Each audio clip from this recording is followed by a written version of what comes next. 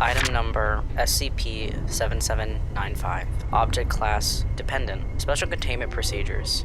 Until a method for neutralizing SCP-7795-A has proven successful, SCP-7795 shall remain in Foundation custody under the duty of an assigned caretaker. Each year, for the 48 duration spanning October 23rd and 24th, Applied Task Force Zen-13 remediation is to remain within a 100-meter radius of SCP-7795, utilizing specialized equipment to continuously monitor their location, mental status, and vitals. Upon detection of any abnormalities or manual alert by SCP-7795's caretaker, ADF Zen-13 must immediately converge upon SCP-7795 and attempt to prevent the manifestation of SCP-7795-A. Should they fail, efforts must immediately translate into remediation, in which SCP-7795's death should be made as painless as possible. Should remediation prove impossible, the continuation of SCP-7795's existence is therefore deemed unethical, and neutralizing by lethal force is preemptively authorized. All involved agents will be administered anesthetics following an occurrence. SCP-7795 is a 12-year-old Maya.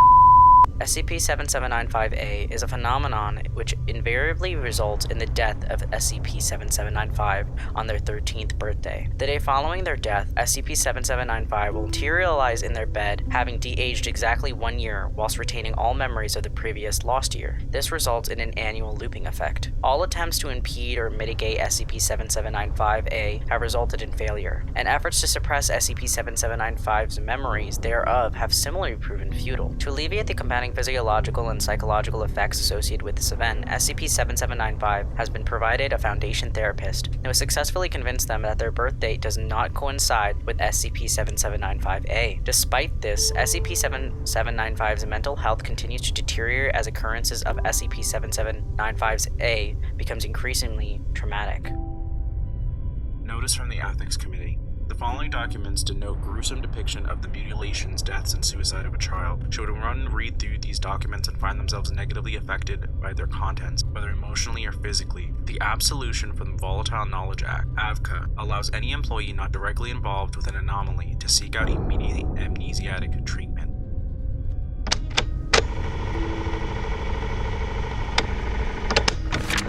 Incident number 77951, October 24th, 2003. During a return trip from their grandparents' house, in which the grandparents were driving Mia home, an intoxicated driver suddenly swerved lanes, resulting in a 120 kilometers head-on collision. Both the offender and Mia's grandparents were killed on impact, whereas Mia's stomach was pierced by multiple pieces of glass. Despite medical professionals arriving to the scene in less than 10 minutes, Mia bled out after only 7. While this event was not inherently anomalous, the Foundation was alerted when Mia's mother made a frantic call to the local police the following morning, in which she claimed that a demon was in her child's room. Foundation operatives were immediately dispatched to the scene, where they discovered a seemingly clone wearing a party hat. Due to the child's own distress and panic, alongside that of the mother, they were swiftly taken into Foundation care. The clone is, in actuality, a materialization of the same previously deceased child, though de-aged 1 year. This is corroborated by the retaining memories of the previous year, including those of their expiration, alongside being 2 inches shorter. As such, the child has been detonated as SCP-7795 and moved into a humanoid containment chamber at Site-37.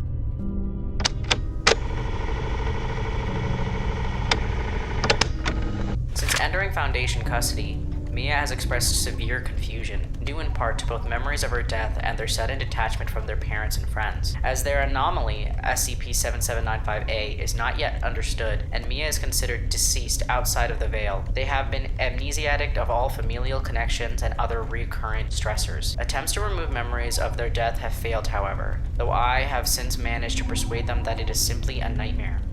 Let us hope for this child's sake that it is a one-off anomaly. They still have their entire life ahead of them. I'd prefer if they spent it outside of the cell. Protocol update. As per standard human containment protocol, SCP-7795 may be provided typical amenities within reason at their request. So far, they have requested multiple outfits, a television set, a bookshelf with multiple books, a stack of paper, and multiple packs of colored pencils, all which have been approved by researcher Larson.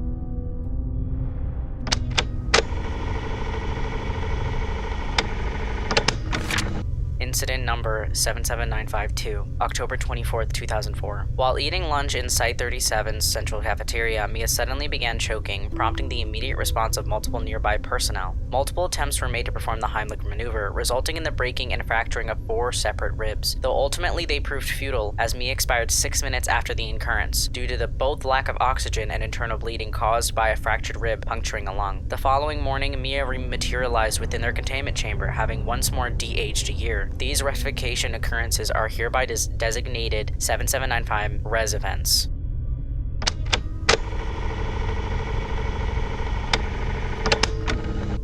Similar to the aftermath of their first 7795 res event, Mia expressed confusion and disorientation, alongside a noticeable apprehension towards eating. Attempts to convince them that this occurrence, again, was simply a nightmare has shown tentative success, but I have doubts that such success will continue in the future.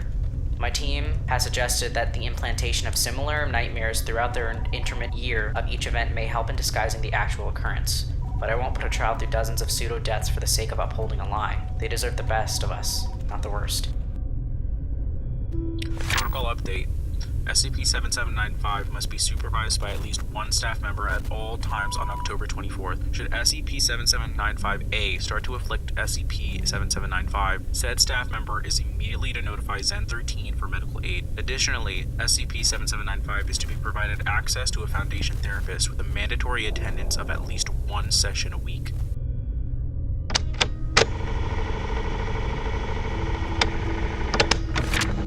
Incident number 77953, October 24th, 2005. At 12:51 local time, a breach occurs at Site 37, during which 7 Lucid and 4 Keter-class anomalies breached containment. As such, standard lockdown procedure was enacted, including site-wide lockdown, resulting in Mia being locked within their cell for the duration of the event. 27 minutes later, breached sectors were flooded with a parasitic gas, though an error in the dispersal technology resulted in Mia's cell also being flooded with said gas. Due to the presence of various nerve agents therein, Mia expired after 2 minutes of suffocation. The breach was summarily contained just 3 minutes after. 7795 res event occurred as expected.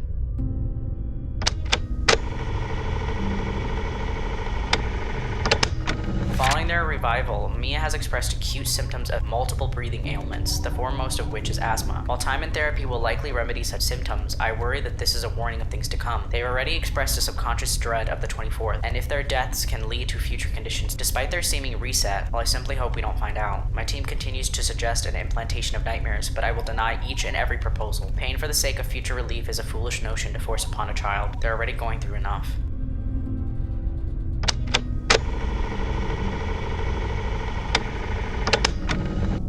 Incident number 77954, October 24th, 2006. At 15:47, Mia was spending recreational time in the outdoor sector of the Site 37, alongside the children of the researchers Leo and Percy, when a thunderstorm suddenly formed. Due to its rapid appearance, the children were unable to be called in before Mia was abruptly struck by lightning 6 times in a row, the first 2 of which also managed to injure one of the children. Mia expired immediately following the 6th impact. The other child was determined to be paralyzed from the hips down. 7795 res event occurred as expected.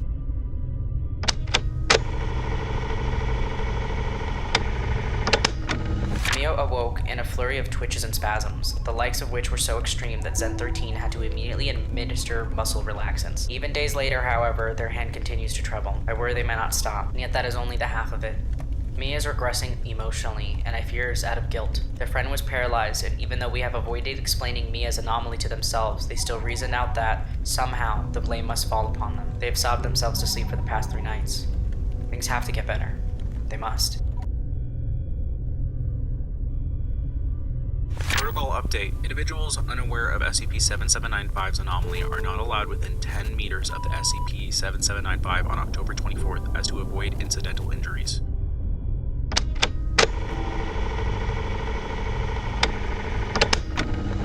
Incident number 7795, October 24th, 2007. At 16:42, Mia was attending an impromptu therapy session following a series of particularly extreme breakdowns. Despite concerns raised by Zen-13 due to the date, their therapist still demanded to see them immediately. 27 minutes later, a then unknown GUI breached the site of 37, overtaking multiple sectors, during which Mia's state immediately began to regress as they repetitively proclaimed that the breach was all their fault. Their therapist attempted to soothe them until 17:33, when the 5 armed individuals suddenly breached the room, executing her in the process. Mia was then taken as a hostage. hostage. Using them as a negotiation piece, the group made multiple demands, claiming they would kill Mia should they not be met. Despite Dr. Larson's advocacy for Mia's life, however, Site-37's director determined their demands to be an unreasonable exchange, especially when considering the revival aspect of Mia's anomaly. As such, MTF Ruin 09 Life Goes On was quickly deployed to Site-37 with the express goal of the immediate capture and/or assassination of all infiltrators, with additional orders stating to treat Mia as collateral. Within the next 12 minutes, all overtaken sectors were successfully recaptured, though not before the group holding Mia hostage became aware of the attack, prompting them to execute Mia via the thalamic removal of all their blood through their pores. Despite Ruin 09 executing this group within 1 minute of this process occurring, immediate medical response proved futile and Mia expired 3 minutes later due to blood loss. 7795 res event occurred as expected.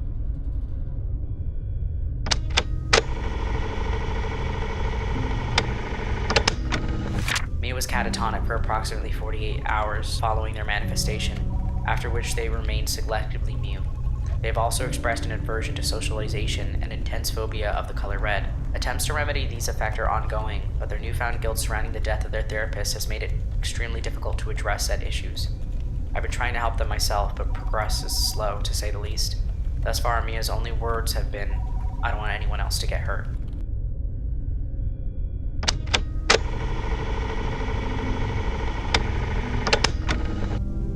Incident number 77956, October 24th, 2008. Due to an info-hazardous breach, Mia suddenly became aware of following which it manifested and proceeded to mutilate Mia, who incurred the following injuries: 47 powderized bones, inversion of 35 organs, 180-degree rotation of the torso, oculi combustion, and cerebral liquidation. Despite spontaneous corruption of camera footage after the manifestation of recorded audio was unaffected. Screams therein suggested Mia lived through their dismemberment for approximately 13 minutes before expiring. Following their death, MTF Omen 00 Oblivion quickly eliminated the threat. 7795 res event occurred as expected. Following revival, Omen 00 amnesticized all of Mia's memories pertaining to the Infohazard.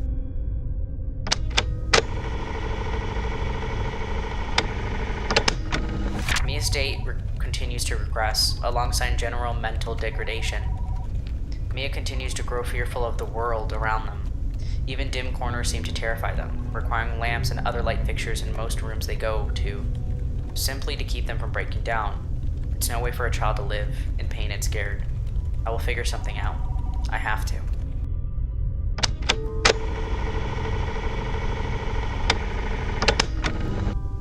(77957) October 24th, 2009. On October 23rd, for the first time in roughly 18 months, Mia agrees to attend therapy, during which they steal 3 different bottles of pills. At 23:55 that same night, they swallow all 73 pills before going to sleep, only to awaken at 05:23 the next morning, vomiting. The guard stations outside the room immediately came in to provide assistance and help them to the bathroom, unaware that Mia had pickpocketed their clearance card. At 06:43, they would then leave their room under the pretense that they were attending another therapy session, only to instead navigate to one of Site-37's armed lockers. A gunshot followed a minute later. Mia was determined to have expired from a gunshot wound to the temple. 7795 res event occurred as expected.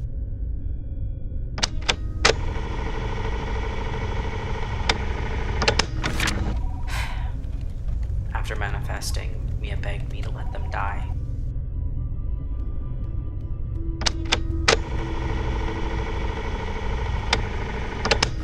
(77958) October 24th, 2010. At 00:23, Mia was administered a lethal injection. They expired 2 minutes later. 7795 res event occurred as expected.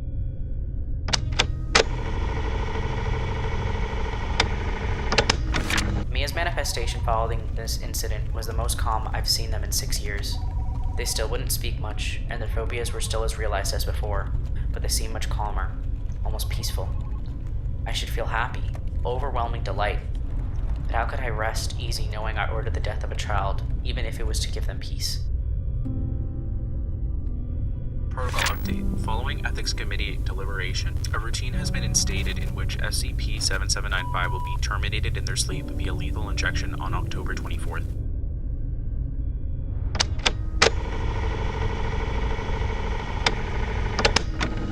Incident number 7795-11, October 24th, 2013. As per routine, Mia was administered a lethal injection at 0001. They expired 2 minutes after. 7795 res event occurred as expected.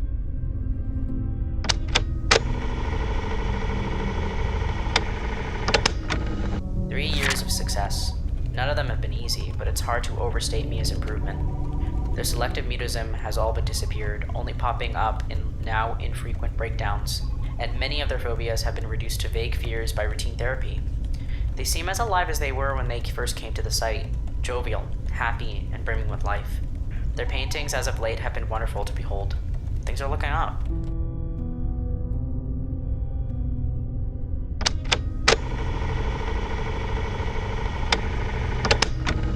Incident 779515, October 24th, 2017. As per routine, Mia was administered a lethal injection at 0001. Instead of the expected reaction, however, Mia woke up several minutes later convulsing in pain. Zen 13 was immediately alerted, and after a series of tests, determined Mia was experiencing mass necrosis and organ failure. All attempts to treat those conditions were met with adverse reactions, usually resulting in a greater degree of bodily harm than it would have otherwise reduced. As such, Zen 13 resorted to treating Mia with an assortment of pain relief, numbing agents, and anesthesia, all which proved moderately successful, though quickly diminished in effect by the 12th hour. Mia lived through this pain for over 18 hours, notably much longer than their condition should have allowed them to, most of which they spent sobbing, writhing, and screaming, causing their vocal cords to rupture by the 15th hour, and most of their skin to be rubbed raw to the point of damage. At 1831, Mia expired. 7795 res event occurred as expected.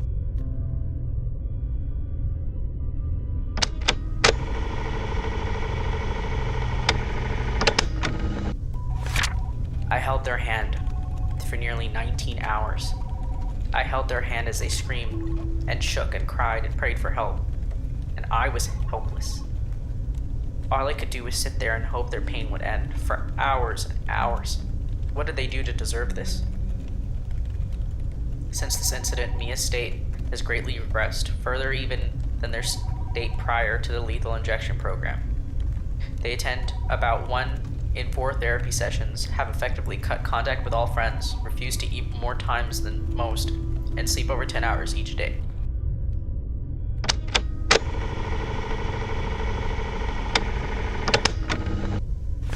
Incident number 779516, October 24th, 2008. Mia attempts to hang themselves with their bed sheets at 0311. A guard notices such after approximately 35 seconds and manages to cut them down before they expire. Mia then lunges at said guard, attempting to wrestle the blade from him, cutting their hands multiple times in their efforts. The guards shove Mia off of him, though in the process they fall and crack their head against the bed frame, splitting their skull open. The guard, panicked, immediately alerts Zen 13. Despite Zen 13's quick arrival, Mia died from internal bleeding at 0317. The guard was amnesticized and placed on paid leave. 7795 res event occurred as expected.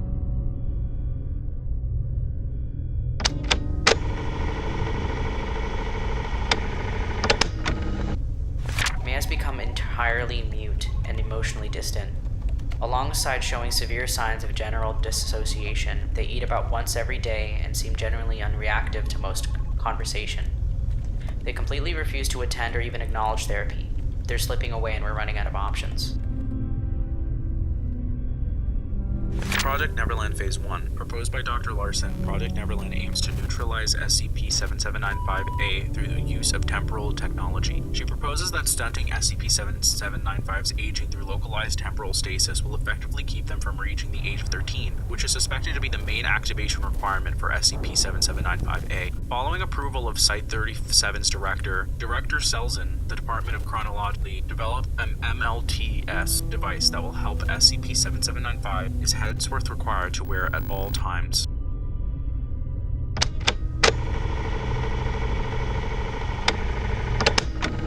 Incident number 779517, October 24th, 2019. Despite functioning at full capacity for the entire year, the MLT's device suddenly began experiencing a series of malfunctions on October 24th, resulting in the abrupt and rapid aging of Mia. As a result, they aged 132 years in approximately 27 minutes. Due to the death of most tissue and organs throughout the last 40 years, Mia expired by the end of the 27th minute. 7795 res event occurred as expected.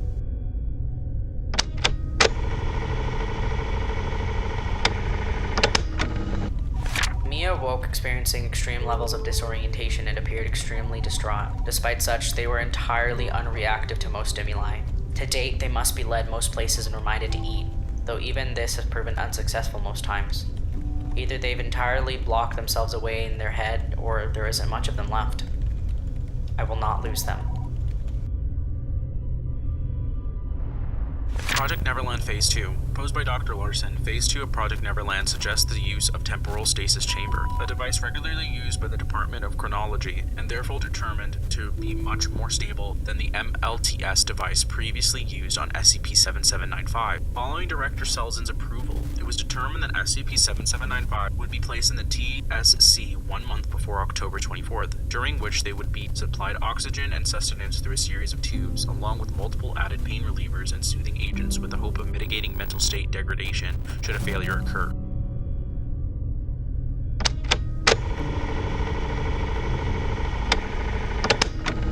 Incident number 779518, October 24th, 2020. On September 24th, Mia was successfully sedated and suspended with a TSC, where they remained until 23:17 on October 24th. At this time, Site-37 experienced total collapse of all on-site power, including that of backup generators, resulting in the breach of 13 anomalies. This resulted in the loss of 31 personnel, and due to the absence of power, the TLC's oxygen recycle failed, causing Mia to suffocate within the chamber after 17 minutes. 7795 res event occurred as expected.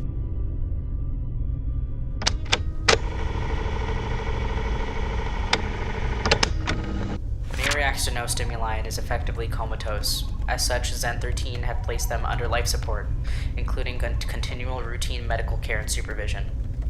If I could take their spot, I would.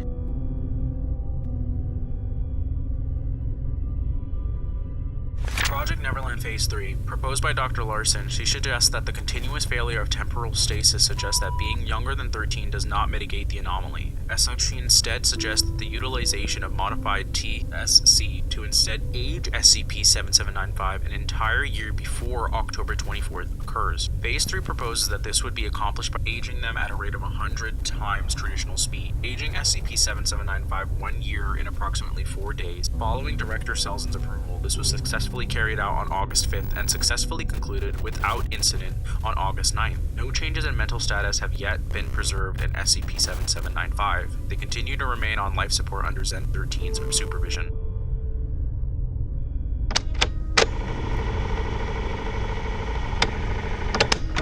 Incident 779519, October 24th, 2021. At 1730, Site-37's on-site nuclear warhead suddenly primes, with activation reported to occur in 5 minutes. All attempts to deactivate the warhead, including attempts made both on and off-site, were met with failure. All attempts to remove or otherwise dispose of the warhead through thaumaturgic or anomalous means were similarly met with failure. Dr. Larson became aware of these continuous failures at 1733, at which point they immediately made their way to Mia's medical bed, where they sat beside them, crying as they held their hand. At 1734, with 1 minute remaining before the warhead's detonation, she withdrew her sidearm, muttering, "I'm sorry," over and over again. With 23 seconds remaining, she put the gun to Mia's temple and shot them, terminating them instantly. The nuclear warhead deactivated simultaneously. 7795 res event occurred as expected.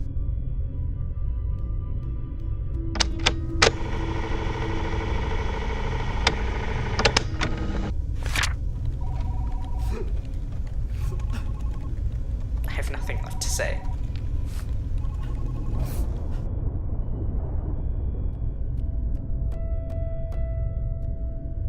Project Neverland Phase Final.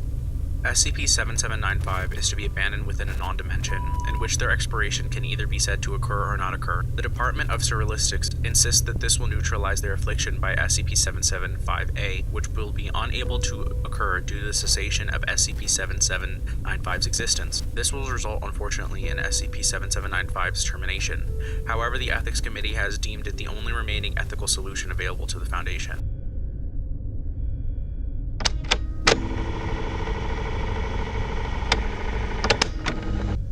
Incident number 779520, August 9th, 2022. Through the use of modified Scranton reality anchor, Mia ascend into a non-dimension, at which point the device is deactivated and destroyed.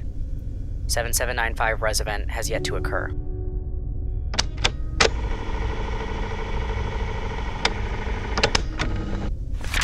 I'm sorry we couldn't save you, Mia. Rest well.